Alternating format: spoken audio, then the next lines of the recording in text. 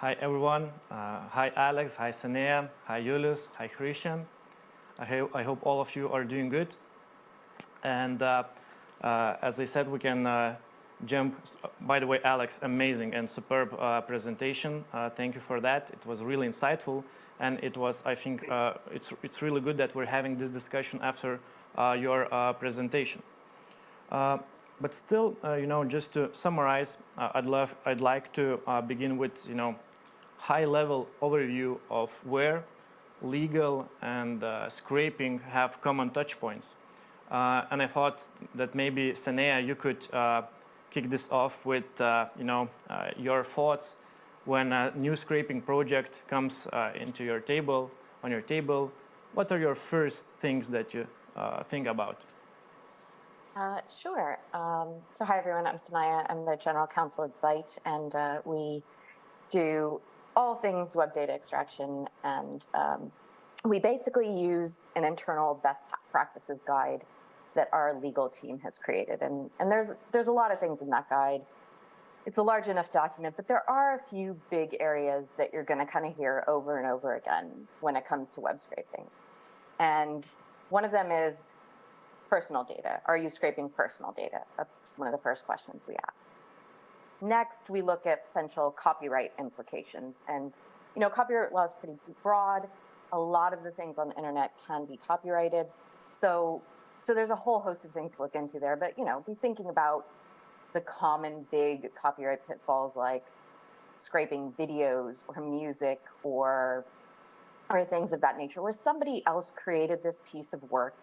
They own that piece of work. You need to be conscious of what you're doing with it and that it complies with copyright law. There's exceptions in copyright law that might allow for the use of certain copyrighted data, but it's really going to depend on what you're scraping and how you're scraping. So that's kind of the next thing we look at. A lot of times it's, maybe it isn't copyrighted data and off you go, it's okay. And then the last thing we look at is, not the last thing, but one of the last big things we look at is whether you need to comply with the website terms of service or not. And I think the thing you hear a lot in the web scraping industry is it browse wrap terms or is it click wrap terms? And the difference between the two is that one, the terms are kind of buried somewhere on the website. You're not really alerted to them. You're not explicitly agreeing to them. And that's browse wrap. And then click wrap is where maybe you're logging in and you're explicitly agreeing to the terms, or even if you're not logging in, and there's like a pop-up on the website that says, you agree to our terms, and you click OK. That could be considered click wrap too, because you're explicitly agreeing to terms of service. And those kind of relate to contract law. Basically, are you entering into a contract with this website? And if you are explicitly agreeing to something, you need to read that and you need to comply with that. So those are kind of the broad three big things that we look at, but there's a whole host of other things as well. Great. Thank you for this overview, and I think this really can set the ground, for our further discussion. You began with, I think, the first thing that you mentioned was personal data, and I believe that that personal data, scraping of personal data, requires extra care from the scrapers, and gladly we have. Really an industry expert on personal data and personal data collection. So, Julius, could you maybe take over into explaining really in plain language what could scrapers do, or what should they think about if they are scraping personal data or personally identifiable information, if we're talking about US? Sure. Denas, thank you very much for the question. I'm Julius Zaleski, CEO at Dataistic, where we help tech businesses to navigate across different data privacy laws. And I thought that, the fun part is that I think it would be quite difficult for me to win the poll regarding a character that resembles suit characters the most, because I think I'm the only one wearing T-shirts. After 15 years of suits, I had enough of it. But nevertheless, I'm still a lawyer at my heart. So Actually, you can notice a wave of data protection laws being adopted and enforced across the globe. And it is actually a very important element of the whole compliance picture and the whole compliance environment where data scraping businesses operate. And as many people may be aware of, there is a substantial gray area around web scraping, and the actual practical risk vary depending on specific of the particular data scraping practices and the regions where such businesses are conducted. So what does it mean? That for businesses, there is some space to build a compliance framework strategy and to think about risk and business decisions, as it is not black and white regulation, and particular specific rules are absent in many of the data privacy laws being adopted. So in Europe, perhaps most of the web scrapers heard about the problem called GDPR. So the problem is that why it is a problem? It goes quite far. I think you can actually say that Europeans are pretty data socialists, because from the perspective of values and privacy of individuals, it is very questionable whether the very strict GDPR standard is reasonable when it comes to the application of that standard to information that was made publicly available by individuals themselves, and that is being reused for the same purposes for which that data has been publicized and does not harm individuals.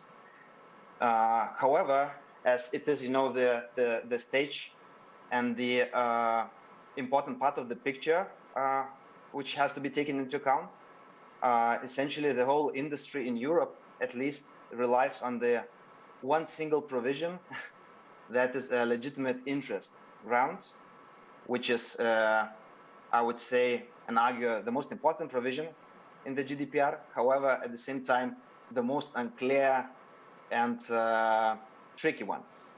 So it can be argued that generally data scrapers that do not collect a very sensitive and deep profiled information about individuals could actually rely on the provision of legitimate interest, as long as they do not harm the individuals whose data being scraped and whose personal information being scraped. However, while conducting the business further, the two most important practical questions the data scrapers should take into account is the requirement of notice and the requirement of opting out. So when it comes to notice requirement, however, I would see the, let's say, CCPA, California data privacy regime much more favorable to data scrapers, because contrary to GDPR, if you are registered in the register of data brokers, you are exempt from the notification obligation. However, in Europe, you should contemplate and take into account that there is a very general requirement that says you have to provide a notice to individuals being scraped, unless you can prove that this would be disproportionate or impossible, or otherwise you would like to undertake the risk of enforcement and GDPR fines, that I would strongly advise to contact lawyers before doing that. So, and the second part is right to opt out. Even, even in GDPR, surprise, surprise, we have some space for interpretation that is reasonable and business friendly from the data scraper's perspective, the legitimate interest grounds. You still have to implement the right to opt out. And I think this is one of the most important things. If the business want to demonstrate a compliance, they would say that, yes, we did collect the data in absence of consent or other grounds because we have a legitimate interest to do that. However, we still respect the privacy and enable users to opt out. Thank you, Julius. At one point, you kind of distinguished information, personal information, if it's sensitive or highly profiled. If I understood correctly, then the level of compliance to reach full compliance is much harder. And so how do scraping business distinguish what is sensitive or what it means, profiled information? If you could elaborate a bit on this point, and others, please join in if you have any thoughts. Yeah, so sure, I would not want to take time away from other experts on this panel. So very briefly, and from the practical point of view, there are no strict rules. However, some rules of thumb is that good and business-friendly cases is collection and scraping of B2B contacts, collection and scraping of very plain contact information, and collection and scraping of information that is publicly available upon the decision made by the individuals. As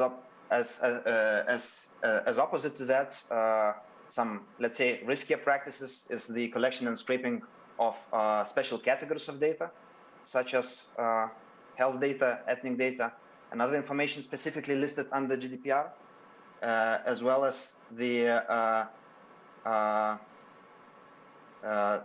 cases and the scrutiny that was put on the business of Clearview across the European Union shows the collection of pictures in social media should also be considered the risky area.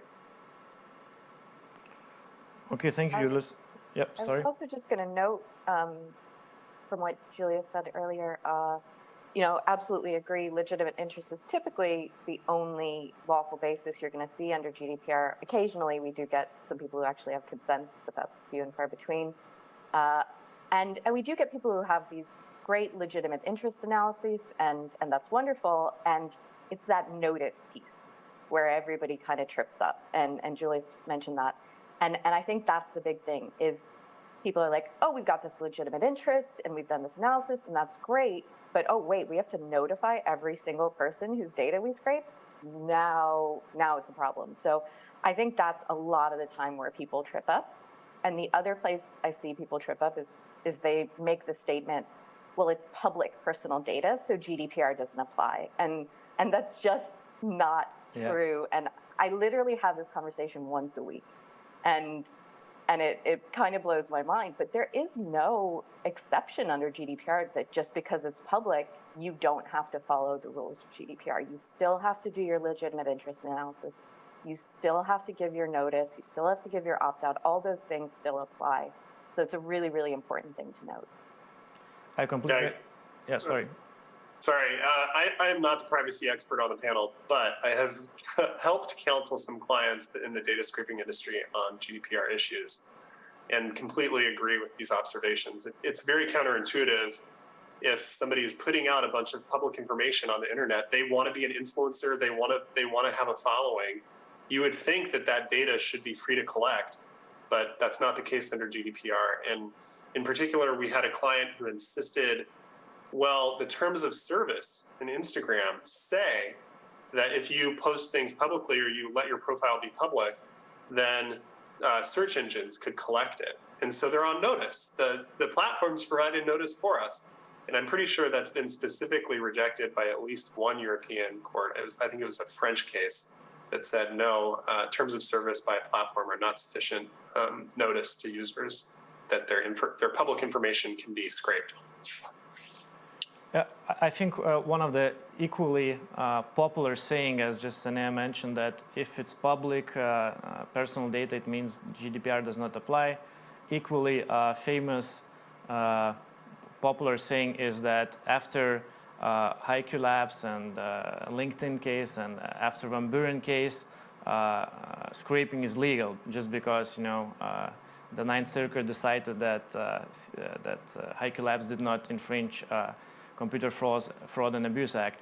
So I'm really interested in all of your opinion. Like, what is the next thing for scraping community that they should look into and hope that after this legal issue is solved, scraping will be legal and So any ideas, any upcoming cases, or any next big legal challenge to be solved? Well, I think you saw us all laugh. So basically every lawyer laughed when you said that the HiQ case somehow made scraping legal. The reality is the HiQ case has only looked at one tiny piece of web scraping law, which is the FAA. And even that was not a final decision on the merits of the case.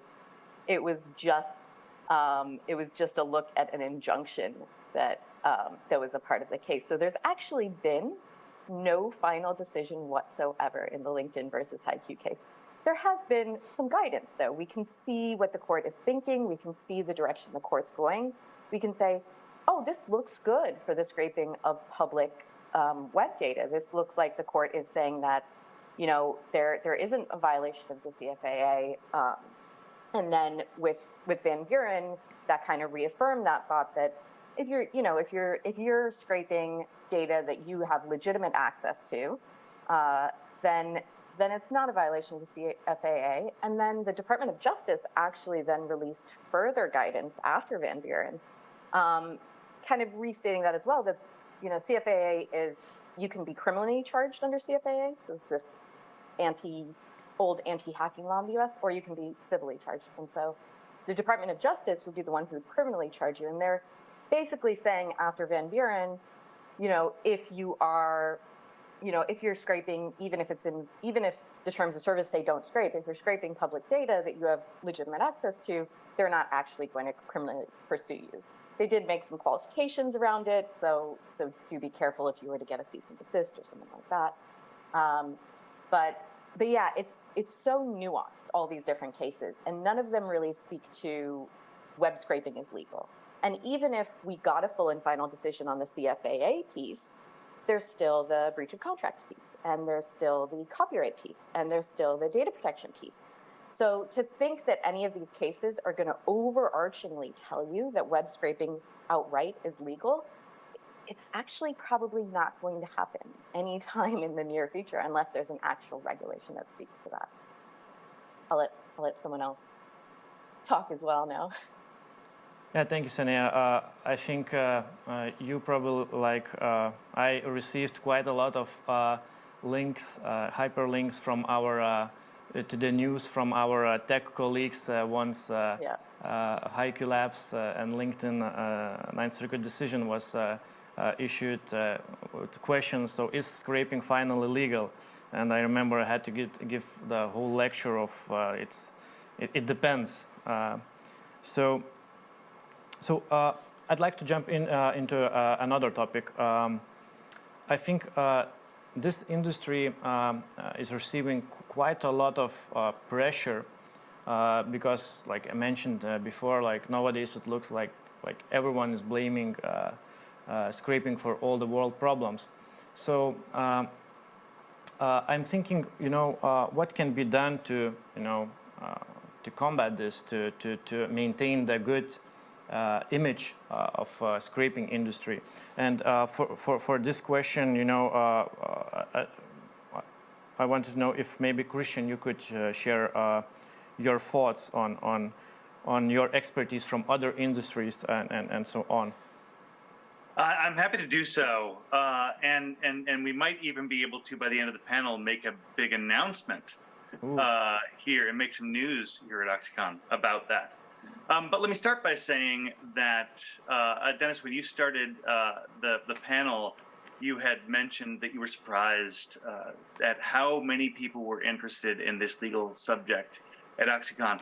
And listening to this group, it makes me realize I'm not surprised at all, because in an industry with so much gray area, I've heard the words gray area a couple times now, and with so much that is unresolved when it comes to case law and regulation, things are changing rapidly. And you need to keep tabs on the rapid changes that are happening within the industry. What ends up being legal today isn't necessarily legal tomorrow. Standards that are set today aren't necessarily standards tomorrow. And it can get really hard to keep abreast of it all and to make sure that you're doing things responsibly and legally. There are a lot of really mature industries that have that are way down the road from where the scraping industry is today, where you go to a conference and the legal panel is the last one you want to show up on. Like you're going to have two people sitting there saying, okay, I'll listen to the lawyers. Here, you need to know this stuff. So like, I think here's why. Ultimately, we're at a point right now where there are a lot of issues that need to be resolved. your industry needs clarity, and people that are trying to solve problems are trying to bring clarity in two areas, through legislation and furthering of case law. So you taking a look at various different lawsuits that are happening is important. You'd mentioned, hey, are there cases that we should be looking at? That is important. But you've also got politicians that are taking a look at various aspects of what this industry is doing, and in many cases trying to probably legitimately try and solve problems. The problems that we generally see are with disruptions to industries like this coming is when legislators try to solve problems without understanding the industry and how it works ideally. So I guess I have to introduce myself. My name is Christian Dawson, and I'm Executive Director of the Internet Infrastructure Coalition. And we're a trade association built to build a singular voice for the people that build the infrastructure of the internet. So we work with the data centers and the web hosting providers. We work with the cloud infrastructure providers, the domain registries and registrars, and we work with the VPNs a lot. I actually am going to zero in on the VPNs because they're an industry that has an analog to the sort of growing pains that your industry, I think, is going through, in that there was a lot of sort of unresolved understandings of what is and is not legal, what is and is not good practices. And we, as an organization, gathered up a number of leaders within the VPN space to try and start having workshops to figure out what the industry as a whole deems to be acceptable practices within the industry, within the VPN industry. We put together a website called vpntrust.net, and we started something called the VPN Trust Initiative. And in that,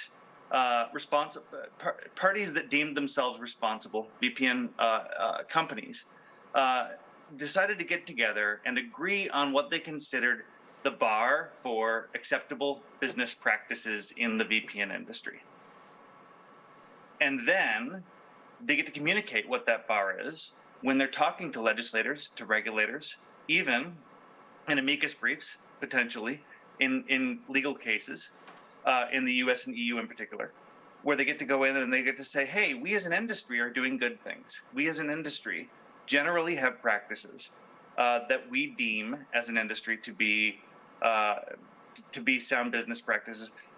The industry's not perfect, but we're looking at everything that's above this bar as being like standard and sensible business practices. So we've talked to some of the companies that are actually in this panel about the potential of doing something similar. And that brings me back to the whole like late breaking news. Today, we're actually going to put out a press release where we've been working with 5 industry companies, Core Signal, Oxylabs, Smart Proxy, Spurious, and Zeit. And we're going to start a group called the Ethical Web Data Collection Initiative. And the Ethical Web Data Collection Initiative is going to start running workshops to do exactly that, to try and set some industry standards that we can point to, so that when we are looking to shine a light on the good that this industry does, we can point to the bar and say, like, we're talking about the good that the industry does above this bar. We understand that there are people that are acting in ways that we deem unethical. Those are the things that we consider below the bar.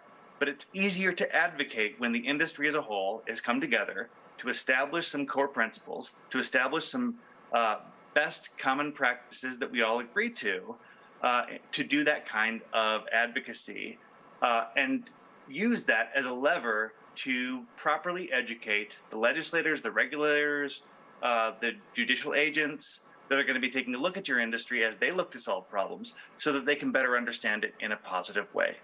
Look for that press release. There's also opportunities for companies to jump on board and be a part of this initiative. It's not just going to be the 5 companies. We're looking for more members of the Ethical Web Data Collection Initiative. So it should be an exciting path forward to help try to figure out some of those gray areas and help try to make it so that this industry, as problems get solved, they don't get solved on the backs of your industry. Thank you, Christian. I really hope other industry players will hear this call to action, and because I truly believe that institution and body like this is necessary to maintain the well-being of our industry. Christian, you mentioned the best industry practices that the body is gonna try to suggest to the industry. And I want to dig deeper here a little bit. In a lot of scraping cases, especially when we're talking about Computer Fraud and Abuse Act, public and non-public data question comes on the surface. So I wanted to discuss with you, how to distinguish of what is public, what data can be considered as public, and what data can be considered as non-public. Alex already mentioned talked a bit about this in his presentation, but apart from password protected walls, if it's not password protected, we kind of believe that it's public. But what about other technical measures? Do like IP blocks or CAPTCHAs make the data non-public? Yep. Any opinions on this?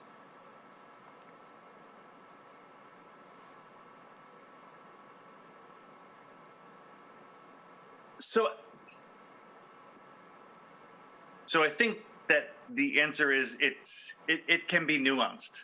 When the answer I think is as we've started looking at how to workshop principles for this industry, we've even started to have conversations about the specific language that we've been using. And public data is actually something that we needed to be careful about defining, because indeed, you're not talking about scraping private data in a way that would be construed as like going into somebody's system in a way that is not allowed legally. That's hacking. But there are certainly environments in which there may be a password, there may be an access trigger to allow you into a system, but it's fully within your legal rights to to scrape the data once you have passed those password gateways. And so figuring out how you define public data is a nuanced endeavor.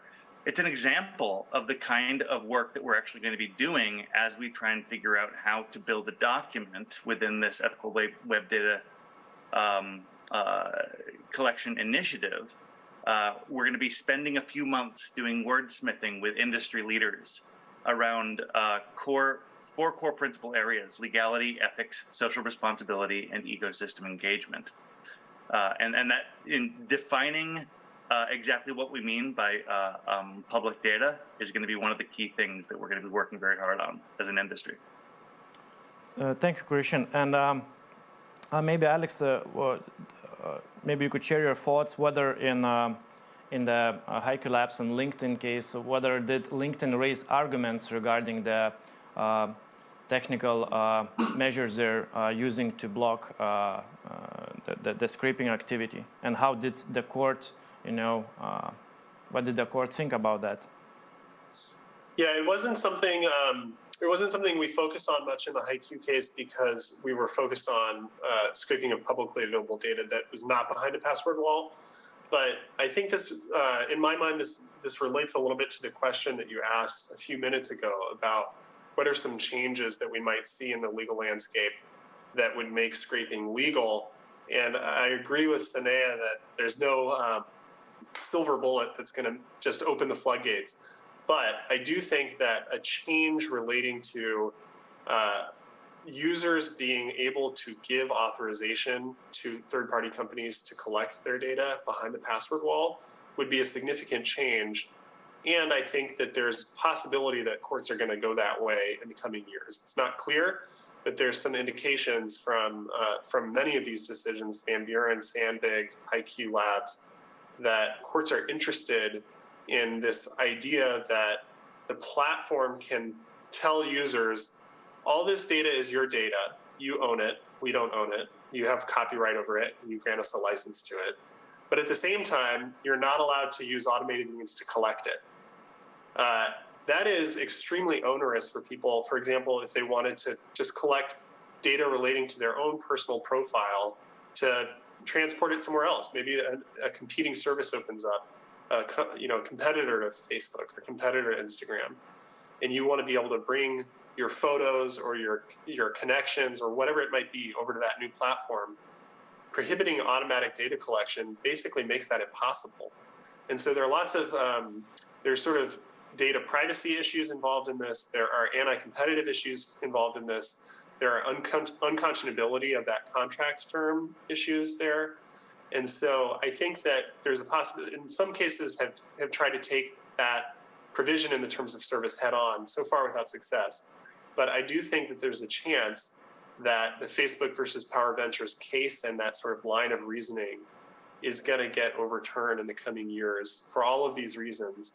And it could be sort of just a class action launched by users that say, hey, we want to be able to control this data. We think this term is unconscionable.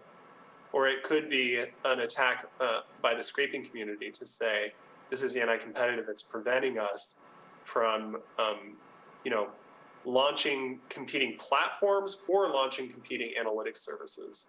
So I think that could be an area where there's some change, and also an area where what is deemed public versus private and what can be collected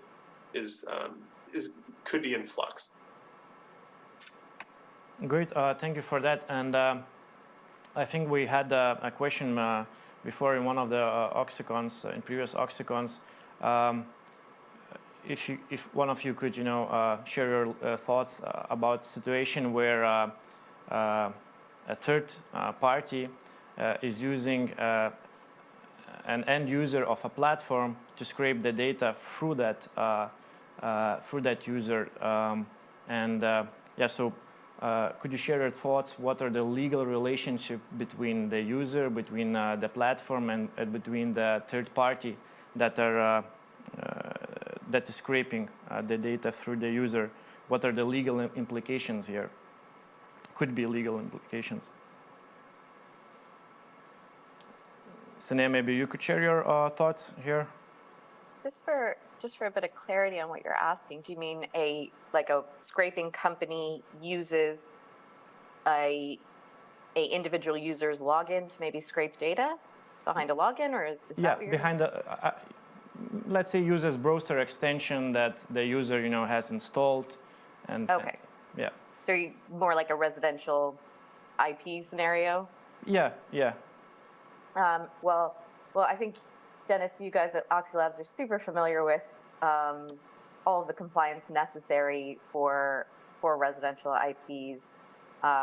You're using somebody's personal data. Their individual IP address is their personal data. It's uniquely personally identifiable to them, and you need to be making sure that if you are using these residential IPs to scrape data, that they have been sourced ethically, and within the law, so that they've been sourced with consent, that consent is adequate, right? That it's not dropped down somewhere and hidden, and the person maybe gave consent without knowing it. Consent needs to be clear. It needs to be really visible to the person who's giving consent. So you need to do your due diligence. If you are going to use an individual's personal data to then go scrape another site, you need to be sure that they've given you that really clear, explicit consent. And you should be working only with providers who can show you that they're getting that consent very clearly. Yeah, thank you, Sonia. I completely agree with what you said, but I misworded probably my question. I was talking more about like brand total, scenario where brand total uses browser extension to scrape through Facebook to scrape Facebook data through Facebook users. I'm curious, who should the Facebook make their claims again?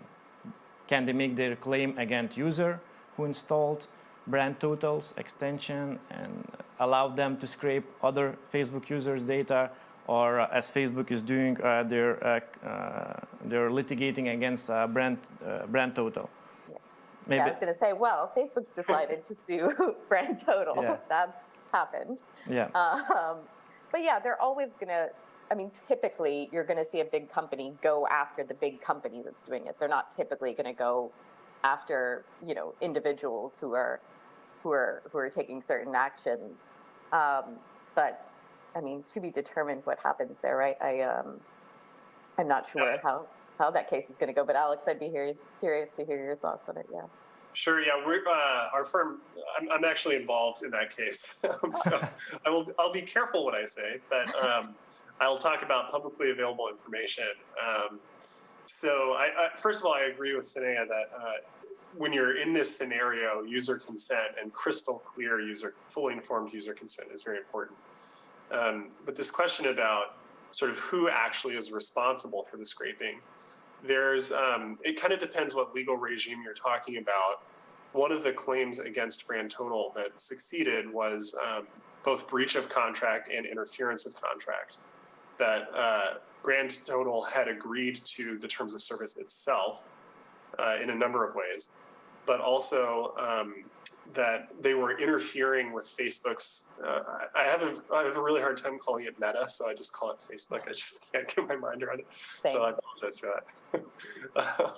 So Facebook claimed that Brand Total was interfering with its contracts with its users by sort of inducing them to do something that Brand Total knew the users were not allowed to do, which is automatic data collection. So under that regime, I think it's pretty clear that, you know, a breach of contract or interference with contract, it's pretty clear that the claim is against Brand Total. The question is a little murkier when it comes to the Computer Fraud and Abuse Act, because I think it really depends on who is the one that is collecting the data from a technical standpoint. And so I talked a little bit about this earlier, but it may be that the way the software is working is that the user is extremely passive. They install a browser extension or some other kind of software that just kind of runs automatically.